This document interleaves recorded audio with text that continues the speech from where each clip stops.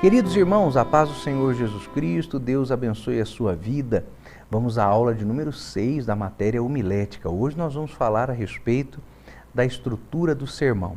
Falaremos sobre a sua introdução, sobre o seu desenvolvimento, seu esboço, seu plano e a sua conclusão.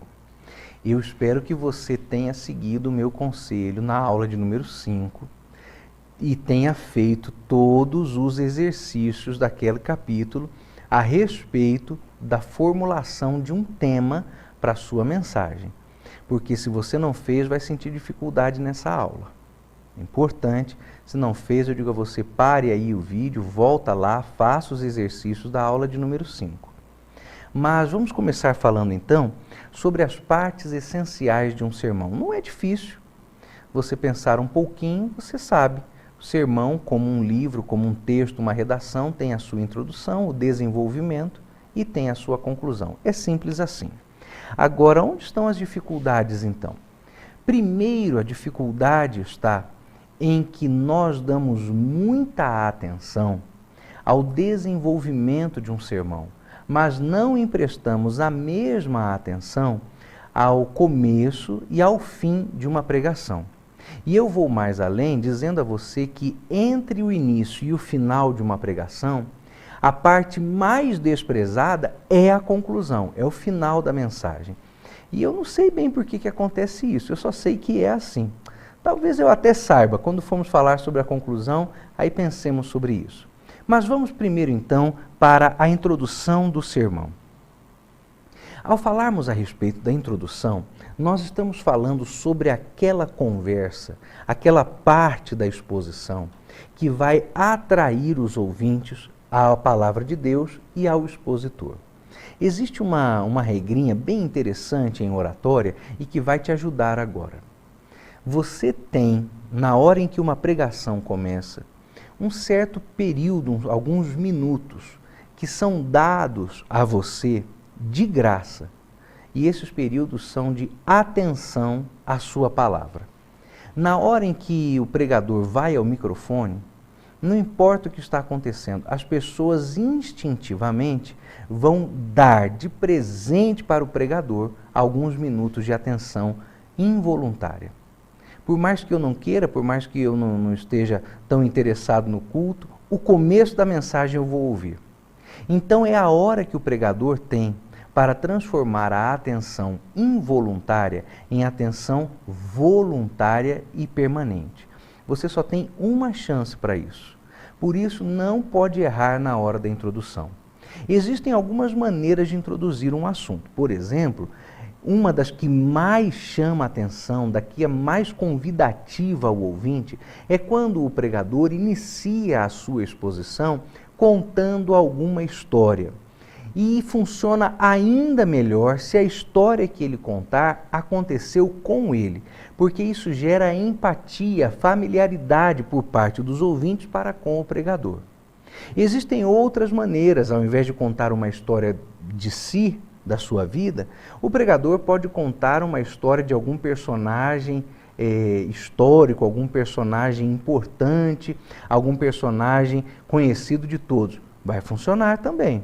Eu ainda gosto mais das histórias ocorridas com o pregador, mas vai funcionar bem. Outro recurso é o de citar algum fato. Ao invés de falar de pessoas, você cita algum fato, um fato histórico, algum fato acontecido em algum outro momento, e aí você pode também fazer a sua ilustração. Uma outra maneira bem interessante, e essa é uma das que eu mais gosto, eu gosto muito quando é uma história pessoal e gosto muito também dessa outra, que é a apresentação do contexto do texto bíblico. Normalmente eu me esforço para fazer uso das duas coisas, tanto de uma história pessoal quanto da apresentação do contexto do texto bíblico que eu estou usando. Isso requer um pouquinho mais de habilidade, porque torna a introdução do sermão mais longa que de costume. Uma boa introdução tem talvez 4 ou 5 minutos, não mais do que isso. Considere que para cada parte, para cada seção do seu esboço, você não pode gastar mais do que 10 minutos. Então, se você tem um sermão com 4 pontos, você terá de 8 a 10 minutos para cada ponto. Você só aí já tem aproximadamente de 32 a 40 minutos só para o corpo do sermão. Com um período de introdução de 5 minutos, o seu tempo médio pode chegar a 40 minutos, 45, e depois mais 5 ou 6 minutos para finalizar, só aí você está chegando perto de 50 minutos. Eu sei que você, como eu, sabe e sofre pelo fato de que as nossas igrejas, raras vezes, dão ao pregador mais do que 30 minutos para ele falar. É uma lástima, é uma tristeza para quem prepara bem o sermão, isso aí é uma tortura. Eu, inclusive, tenho desenvolvido uma técnica que tem me ajudado. Todas as vezes que alguém me chama para pregar, eu tenho um pequeno questionário que peço ao quem me convida, ao meu anfitrião, que responda para mim.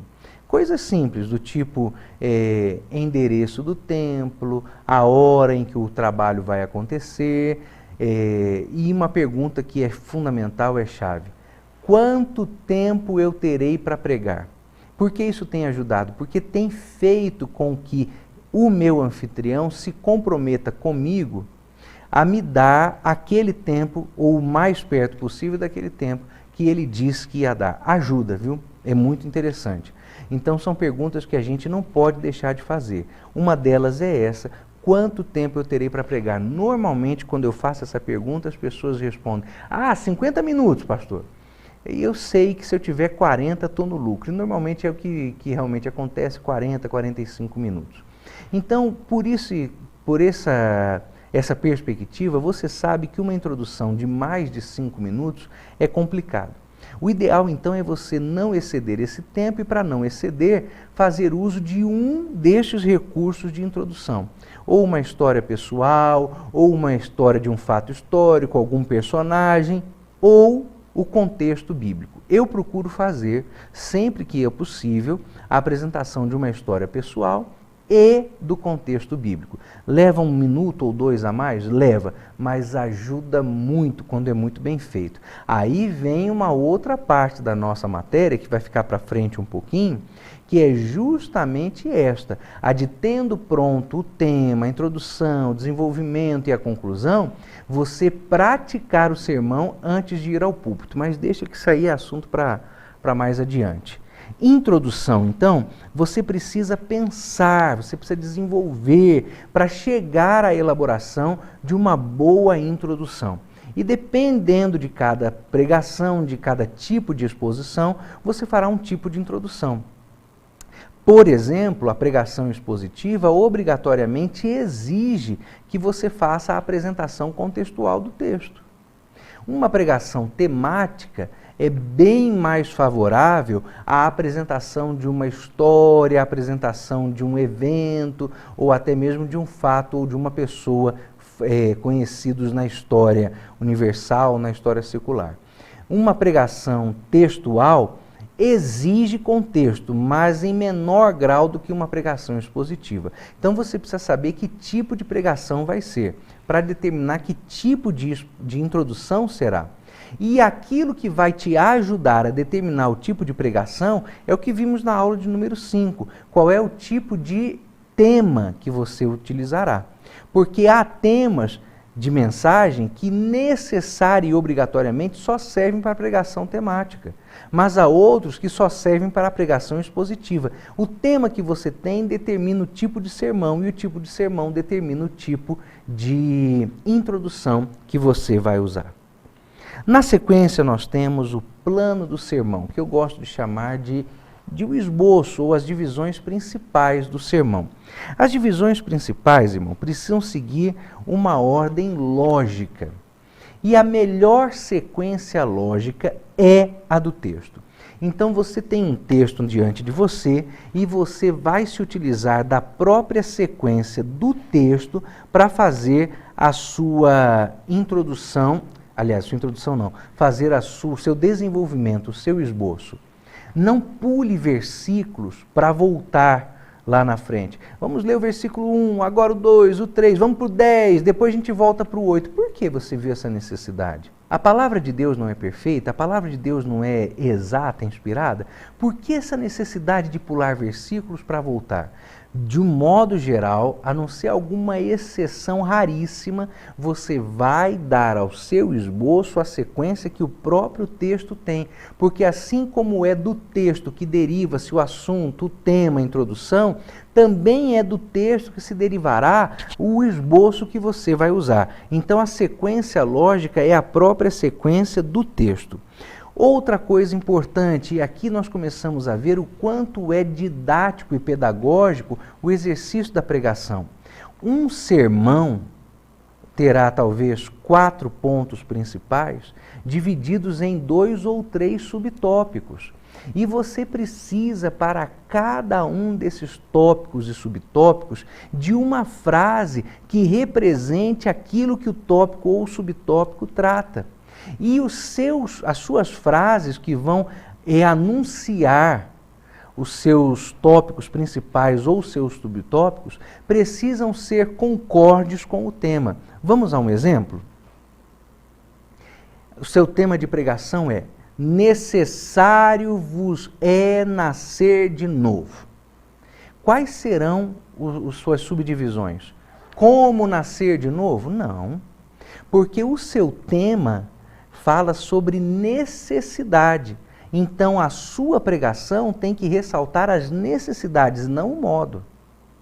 Você não está pregando como nascer de novo, que seria um tema modal. Você não está pregando por que nascer de novo, que seria um tema causal.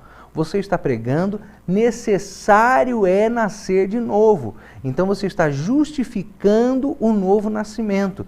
Para isso, as subdivisões precisam apresentar as necessidades do novo nascimento, que justificam o novo nascimento. Não adianta dizer, tema, necessário é nascer de novo, tópico 1, como nascer de novo? Não, irmão. Eita nós, agora ficou ruim.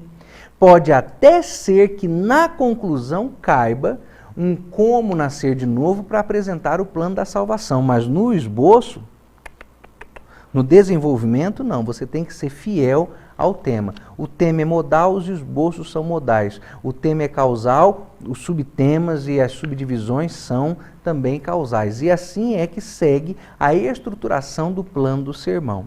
Como eu disse, um bom sermão terá talvez 4 tópicos e talvez para cada tópico mais 3 subtópicos. Todos têm que ser consoantes, concordarem com aquilo que está sendo exposto no nosso tema. Outra palavra importante a respeito do desenvolvimento, do esboço de um sermão. Você precisa proporcionar aos seus ouvintes, aos irmãos que estão escutando você, aos jovens, às crianças que estão acompanhando a pregação, uma transição clara entre um tópico e outro.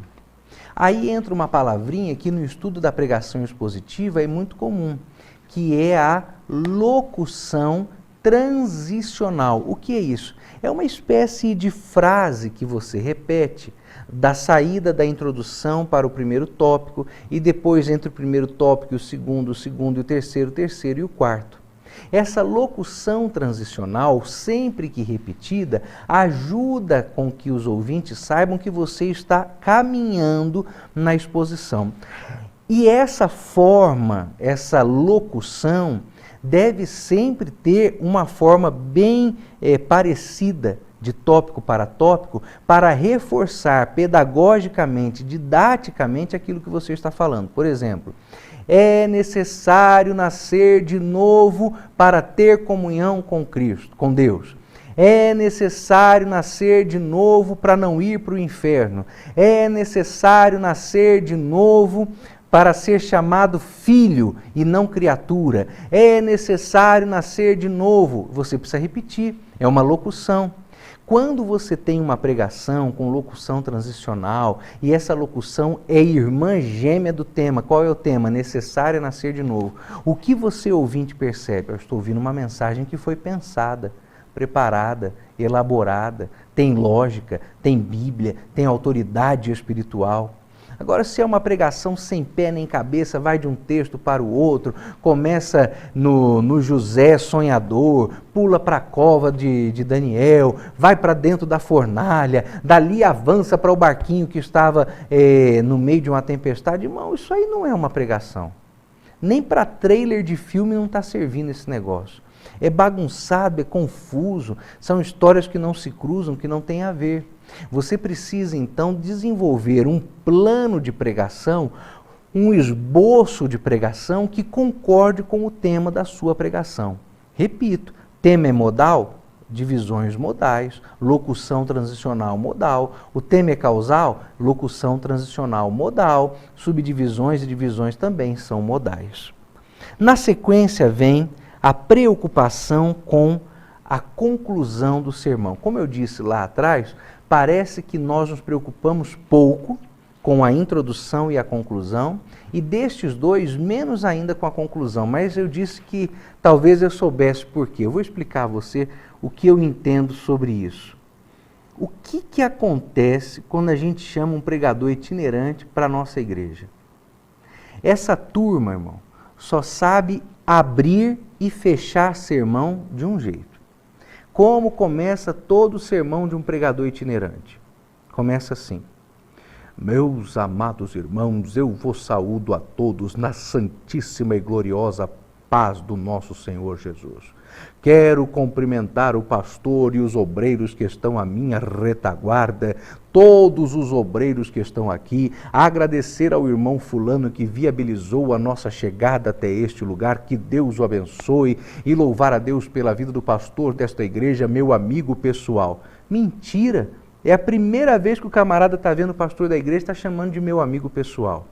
Antes de ir à exposição da pregação, eu quero apresentar aos irmãos estes 10 títulos de livro que eu preguei, que eu desenvolvi, que Deus me deu o privilégio. Aqui está o livro número 1, livro número 2, livro número 3. Agora vamos ao texto sagrado. É assim que esse povo começa a mensagem. Aí abre a Bíblia e pau, começa a disparar um monte de frase a esmo, sem preparar, sem reflexão, vai falando o que vem na cabeça. Como essa turma termina a mensagem? Agora você vai ficar em pé, vem para frente receber oração. Eu vou orar, quando eu contar até 10 vai acontecer um rebuliço. Não, isso aí não é conclusão.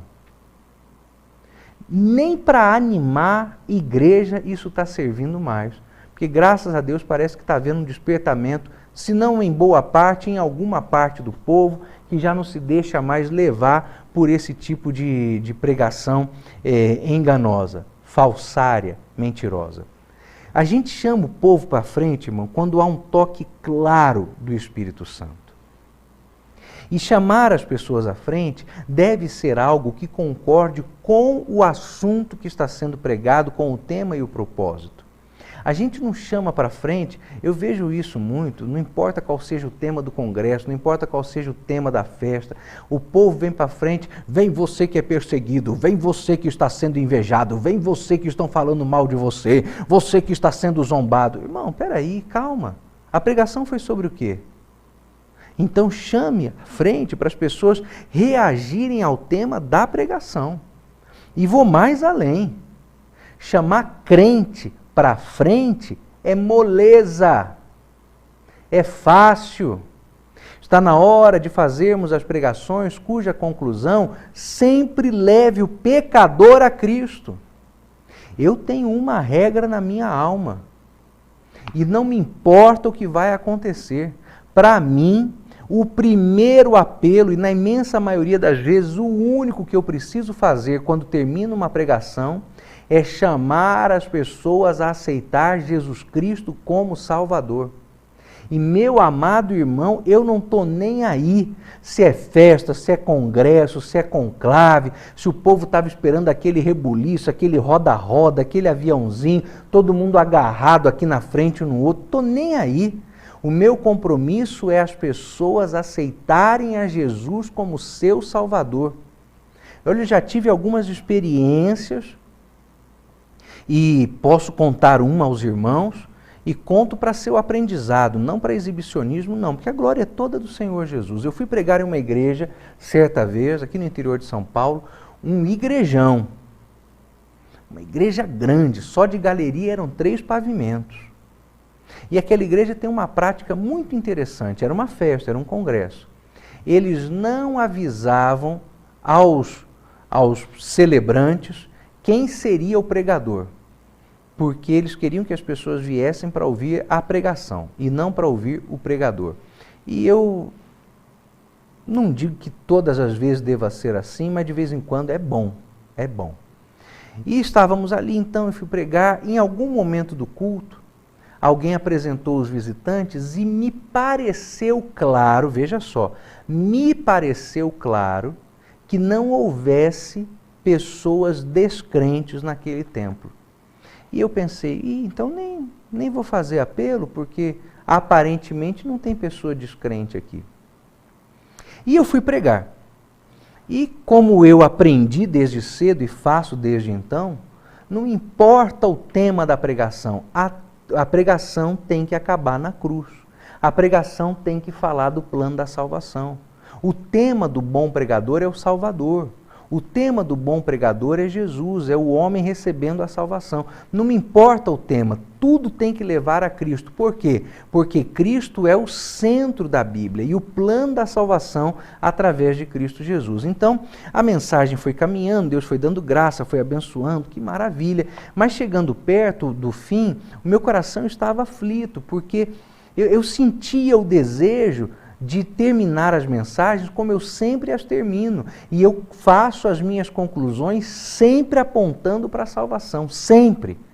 Eu estudo o texto bíblico olhando onde isso leva para a cruz, onde isso leva para Cristo, onde isso leva para o sangue, onde leva para o arrependimento.